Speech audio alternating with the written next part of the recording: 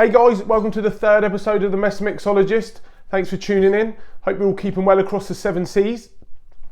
This week's show, we're going to make a breakfast martini, something that might be a bit of a hair of the dog for those guests that are struggling the morning after the night before. In that martini, we're going to use a tea that's sourced locally to me from the New Forest Tea Company. We're going to shoot actually to our first interview with the founder and owner, Ian Tiffin. So let's cut to that video and then we'll get back to making the drink. Enjoy. So we've got Ian Tiffin from the New Forest Tea Company with us today. He's joined us for our first interview on the show. Thanks for joining in. Hi Ben, how are we doing? Yeah, really good, thank you. I mean, it's chilly here in the UK, isn't it? Yeah, it's a little bit. I just got back from walking the head of Bartending, and it's I think it's about -1 up at Bolton's Bench at the moment. So Nice. It's definitely just defrosting a little bit. Yeah, brilliant. So for the purpose of everyone watching, how about you introduce yourself, say where you're based and what you do? Yeah, so as Ben said, my name's Ian. I launched the New Forest Tea Company 2 weeks ago now. We've been involved in the tea industry for about 10 years. And when I say we, it's myself, my wife Kelly, and our head of marketing, Gracie, our cockapoo. And we're a team based in the New Forest. We live in Lyndhurst, been here for about 10 years now. Seems amazing, but we've been down here for that long. And we've been involved, like I say, with the tea industry for a number of years. Also the catering sector down here. And New Forest Tea Company is our new venture that we launched. Sort of, it's been on the back burner for a few years, but we used the first lockdown and put together a little bit more about it. And yeah, it launched a couple of weeks ago. We did, like I say, we did with the tea side, we did, or we still have quite a big offering of loose leaf with our original company. But New Forest Tea Company, we've got a slightly different ethos, slightly different approach on what we're doing. And so far, the reaction has been fantastic. So, yeah. Great news. So I suppose the pivotal question is, where does your passion for tea stem from? Where did it begin? I mean, we were lucky enough, my wife and I, we travelled, we worked in the cruise industry for about 7 years. And we went all around the world, saw tea in different ways, saw sort of the tea production, how it's drunk in different areas of the world, how it's revered in Asia, all these different areas. And then I lived in the States for a year, saw the specialist tea industry there growing very rapidly, which surprises quite a lot of people, that the American approach to loose leaf especially and specialist tea is very, very forward thinking and ahead of the game. So we've seen a lot of different aspects, and we sort of brought all that into play and tried to put our slant onto tea when we launched it in England. We launched a tea lounge in Lyndhurst about 10 years ago. That one we closed down after about 7 years because we wanted to focus on doing a little bit more out and about, doing the food festivals, which will hopefully come back this year. Fingers crossed. I'm missing that. I'm missing the interaction of people. Oh yeah, it's all a little bit strange doing sort of the Zoom bits and pieces and Instagram live, but getting back and actually speaking to people, and obviously from your perspective, my perspective, getting them to taste, getting them to try, talking to them about why our teas, why your gins, things like that is so important, being able to do that. Yeah. I suppose one question. You mentioned the US, and there's quite a big US kind of watcher base on here. And I know they've got a huge passion for like craft ales and kind of craft anything. Do you think they're like just quite open-minded as a group of people to try new things? Yeah, I mean, living in the States for I think it's just under 2 years, I found sort of the approach slightly different, and I think there's two schools of thought with the tea industry. There's obviously the traditional, very English side that a lot of Americans do like because of that tradition. And there's also that more modern approach to it, where they're trying new things, like you've got sort of nitrogen infused iced tea and all these different aspects they're trying to do. Ready to go drinks like the cold brew, iced tea obviously is a massive part of the industry there. So there's two schools of thought there, but the feeling I got there is that they were a lot more ahead of the game with taking tea to a modern audience than we can sometimes be in the UK. So I mean, because tea, especially kind of English breakfast, is an institution in the UK. Yeah. And then it brings me to a question you've seen on films. I think it's disrupted entire families before. Yeah. That it's the age-old question: do you put the hot water in first on top of the tea bag or the milk? Right. So being a tea lover, I don't have milk, but I'm not judging anyone. Okay. The main thing for us is that you enjoy it. So the milk idea, just to give a bit of history, obviously a lot of people used to drink tea out of bone china, can be a bit brittle. So the milk was used to temper the heat of the water. Interesting. Yeah, so stop the porcelain smashing. So nowadays, obviously, with the advent of sort of glass mugs and thicker sort of pottery, things like that, a lot more durable. So the idea of the hot then the cold, it is very much, I suppose you take it to the scone, the row about scones. Yeah. Down first. It's one of those political things that, like you say, it could split families. So I don't like saying live what we should do. But I think with water, there's quite an interesting side of the tea industry. Obviously, people live in different types of water areas, hard water, soft water. A lot of teas are quite durable, so they will stand up to both. But some teas are quite sort of prone to not reacting well to certain types of water. So you have to almost try and test different blends and see how it goes with your water. So if you are really into your teas, the best thing we can say with your water is filtered if you can. And then temperature wise, so you've got different teas will take different temperatures of water. So black tea and herbal tea, which isn't hypothetically tea, it's not got any tea in it, but it's still part of the industry. So black tea and herbals and fruits and things like that, they'll take boiling water, no problem. When you move to your green teas and your white teas and your matcha and oolong, things like that, you need to actually have a cooler water going onto the leaf. So top tip. Yeah, so it's about 85 degrees is ideal, but that's about 6 minutes off the boil. And the main reason being is that with green tea and white tea, especially when they're picked, they're very lightly processed. So if you're putting boiling water onto a very lightly processed plant, to all intents and purposes, you're going to burn it. Okay. And that's why people think green tea is bitter. So it's so you cool the water down a little bit, and you'll get rid of some of the bitterness. Exactly. You get a much smoother infusion, and you can also, like with green teas and white teas, the joy of those is that you can reuse the same leaf for about 3 or 4 times. So it's once you get into it, once you sort of know a little bit more, and it's the same for you guys with your gin. It's sort of educating people and letting them know what they can get out of tea, and it's not. We always say it's not just a cup of tea. And that's the thing. It's a lot to do with those. But yeah, with the milk and the hot water, that's entirely up to you. I'll plead the fifth on that one.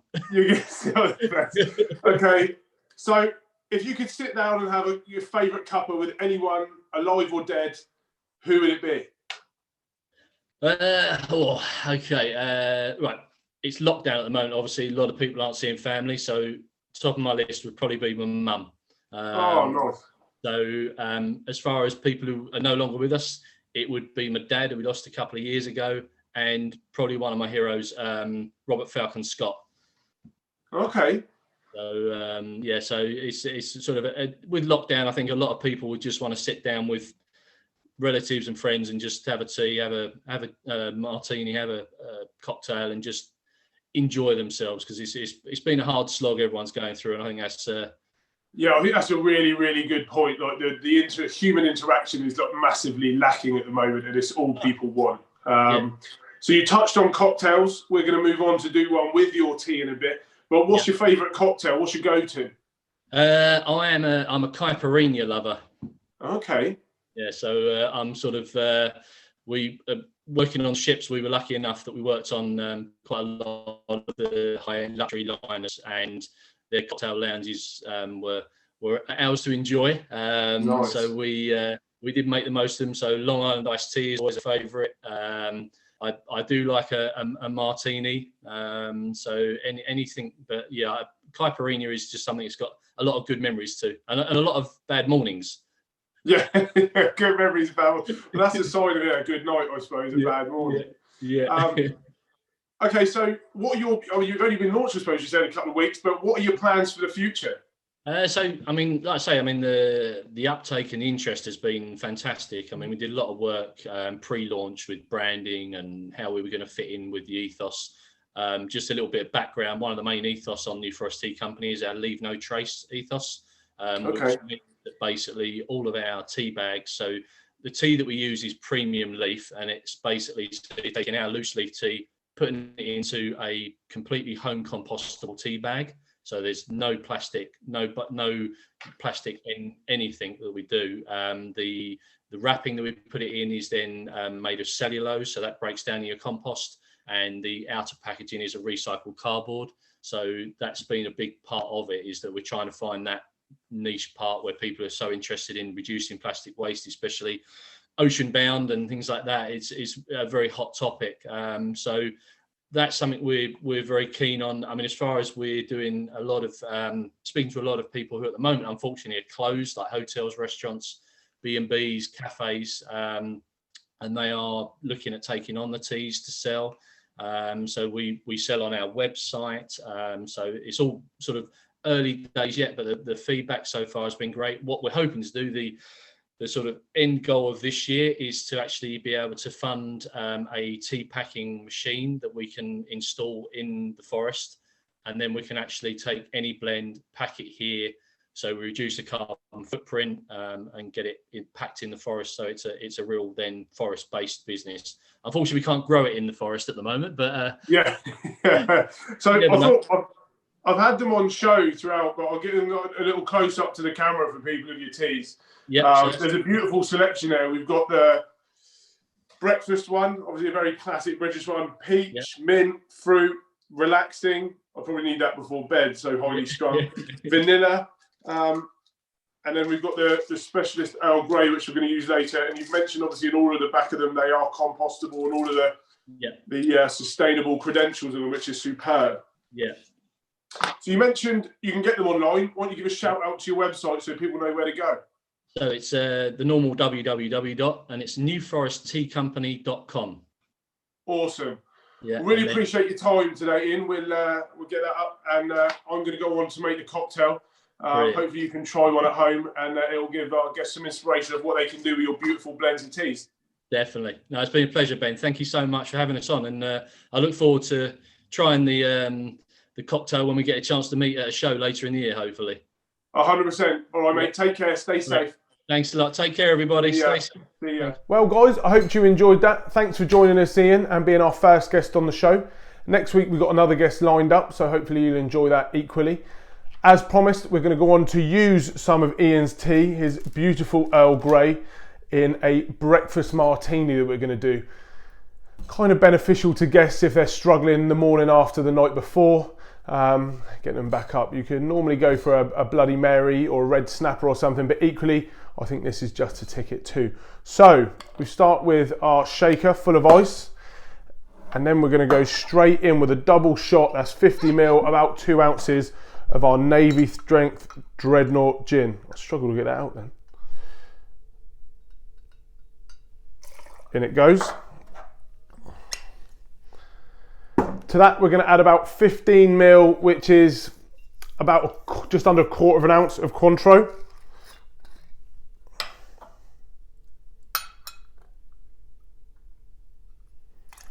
And a bit of Cointreau. We're then going to go with about 35ml, so about 1.5 ounces of strongly brewed Earl Grey tea. Now we're using the New Forest Tea Companies today.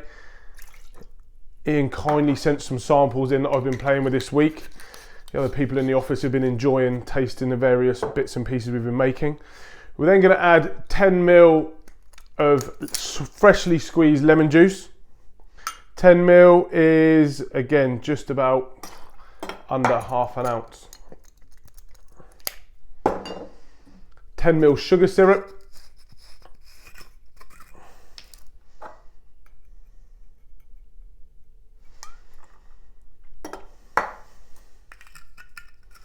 And then a lovely little touch in this one is a bar spoon or a teaspoonful of the best orange marmalade you can get. I've got this from the farm shop up the road, their homemade Seville orange marmalade. There's a sweetness to it. Obviously, there's that beautiful tartness as well that comes with the marmalade. So let's get a nice generous spoon in there. There we go. And then we're going to add half an egg white. In it goes. Lid on. We get a nice shake to cool it down and get everything nicely emulsified. Give it a whack. Off it comes. Oh, that smells beautiful. Into a chilled martini glass. We're going to use our Hawthorne strainer to get rid of the larger bits. Fine strain to get rid of any shards of ice. And in we go.